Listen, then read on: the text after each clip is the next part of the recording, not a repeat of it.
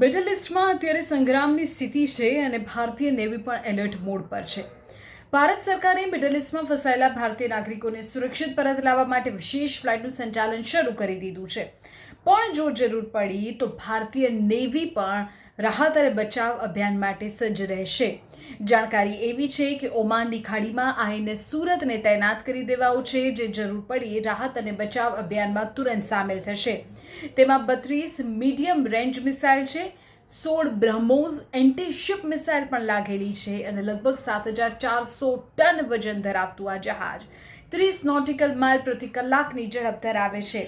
આ જહાજમાં 4 શક્તિશાળી gas turbine engine લાગેલા છે અને તે અત્યાધુનિક સર્વેલન્સ રડાર સિસ્ટમથી સજ્જ છે.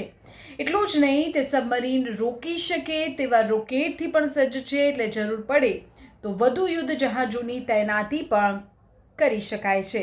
તો જે પ્રકારે મિડલ ઇસ્ટમાં અત્યારે સ્થિતિ છે તેને જોતા ભારત પણ અલગ અલગ મોરચે ખૂબ સતર્કતા રાખી રહ્યું છે અને ભારતીય નેવી પણ અત્યારે સજ્જ થઈ ચૂકી છે કે જો રાહત અને બચાવ કામગીરીની જરૂર પડે તો ભારતીય નેવીનું અત્યાધુનિક જહાજ પણ લોકોની મદદ માટે પહોંચી શકે.